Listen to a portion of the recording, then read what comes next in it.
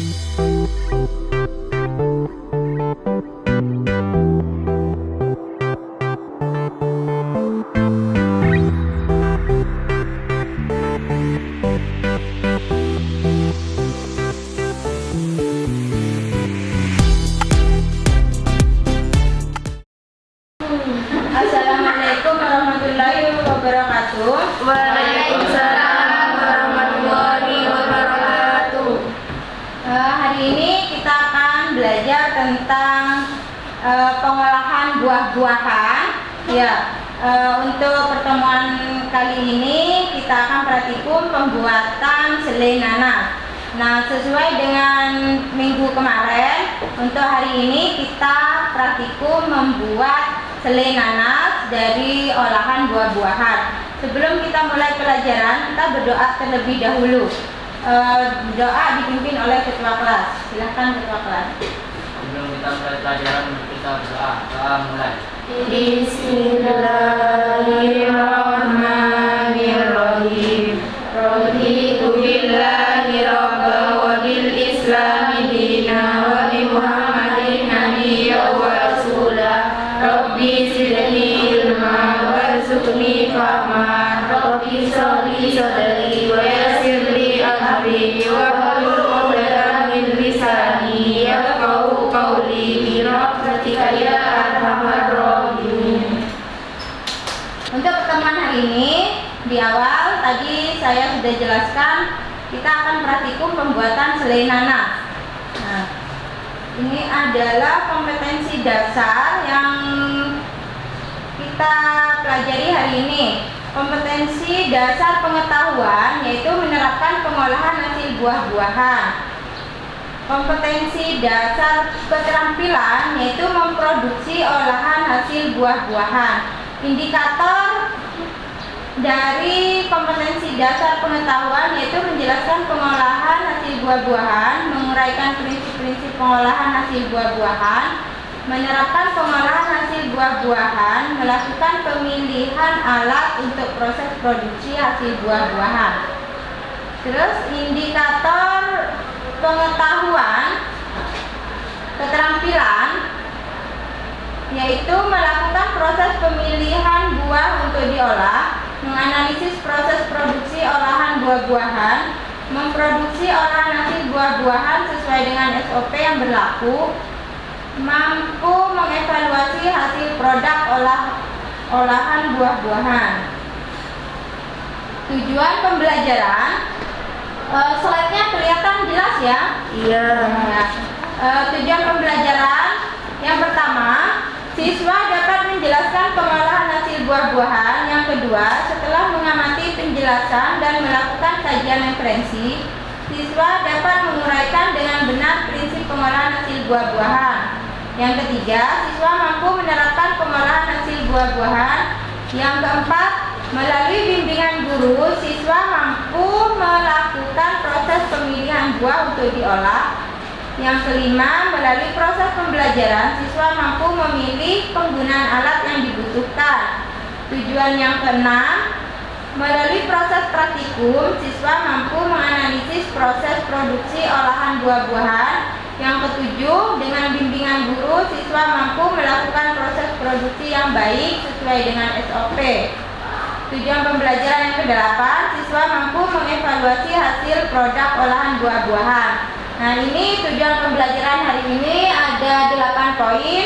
Semoga 8 tujuan pembelajaran hari ini bisa kita gapai. Nah, ini adalah prosedur kerja pembuatan selai nanas. Prosedur kerja pembuatan selai nanas. Yang pertama, nanas itu kita pilih dari buah yang sudah matang atau yang sudah tua. Terus setelah itu nanas itu kita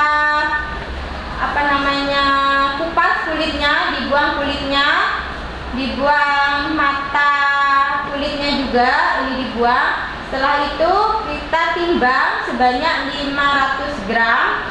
Kemudian kita potong-potong. Setelah dipotong-potong baru kita blender si nanas itu tadi untuk dilakukan proses dengan ukuran. Setelah itu kita masak dengan menggunakan alat sederhana, yaitu menggunakan wajan dengan kompor gas.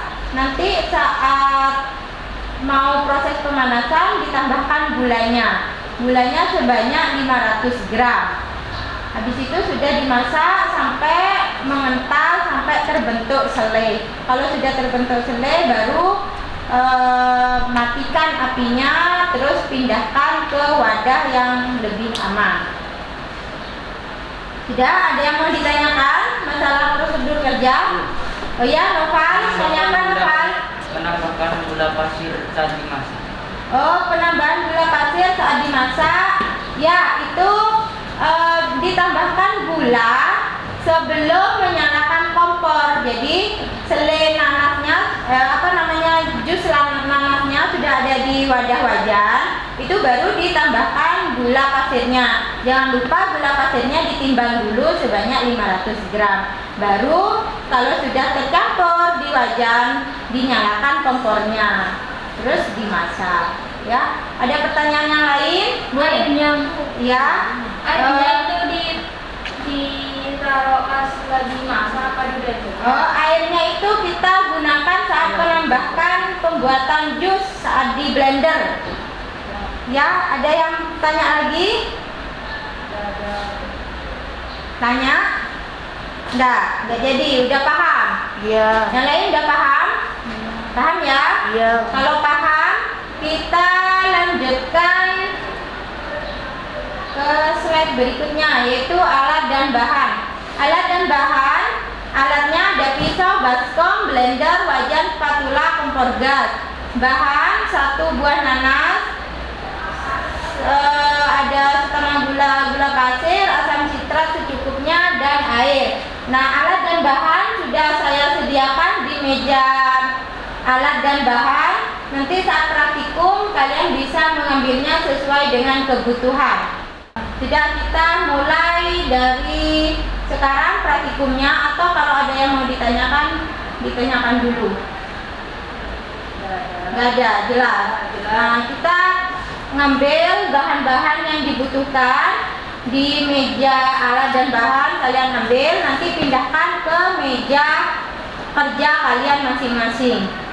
Boleh diwakilkan per kelompok 1 orang atau berdua, 1 kelompok 2 orang yang ngambil alat dan bahannya untuk dipindahkan ke meja kerja kalian masing-masing.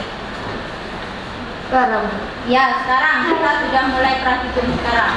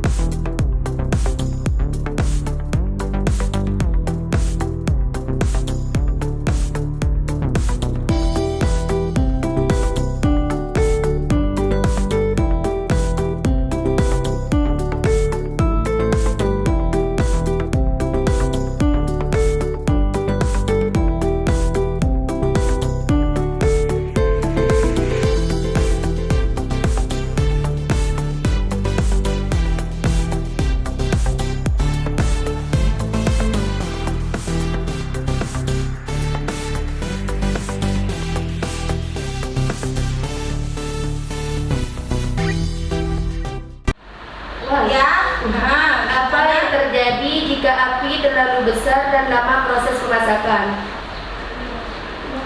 Itu ada tanggapan dari kelompok 1. Apabila terjadi penggunaan api yang terlalu besar dan lama proses pemasakan, maka selai yang dihasilkan akan rusak.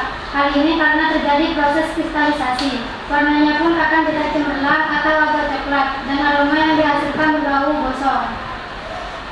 Nah, udah. Itu ada tanggapannya. Mungkin ada yang mau ditanyakan di ini hasil itu produk kalian, Bu? Ya.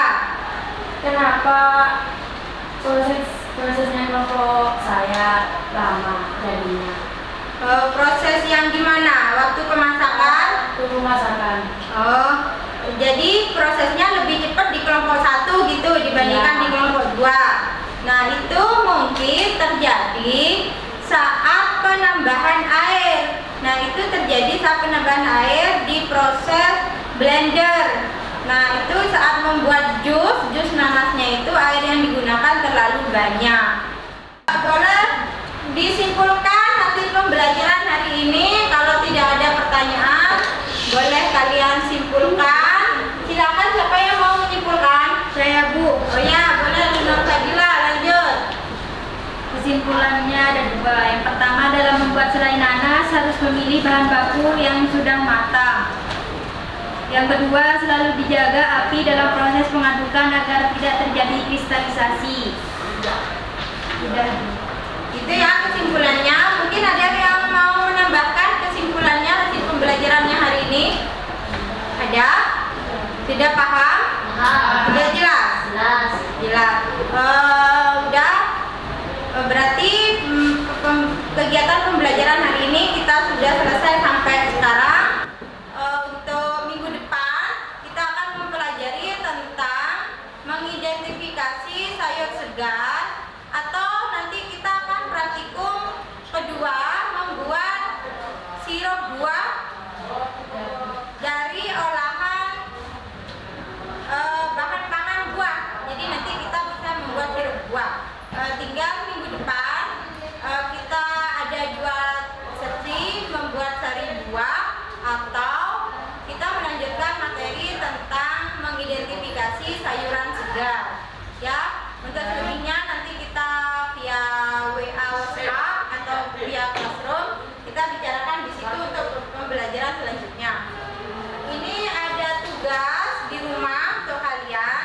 Ini nanti tugasnya mandiri ya, satu-satu. Ini kelompok 1, ini untuk kelompok 2. Itu tugas mandirinya nanti di rumah kalian kerjakan. Itu kalian harus selesai sebelum pembelajaran dimulai. Jadi kalian harus dikumpulkan terlebih dahulu baru kita melakukan proses pembelajaran. Dan jangan lupa kalian membuat laporan praktikum hari ini. Ya, kalian membuat laporan praktikum hari ini. Jadi nanti formatnya saya jelaskan via grup, via WhatsApp atau Classroom. Saya jelaskan di situ format laporannya. Nanti di covernya itu kalian jelaskan laporan membuat selai atau pengolahan selai nanas. Ya, nanti kalian membuat laporan itu kalian harus selesai minggu depan. Minggu depan itu harus selesai sebelum pelajaran dimulai. Jadi ada 2 tugas yang kalian kerjakan minggu depan, harus selesai membuat laporan. Yang satu tugas mandiri itu juga sudah selesai. Jadi ada 2 tugas yang kalian setor minggu depan. Jelas? Ya. Ada yang mau ditanyakan?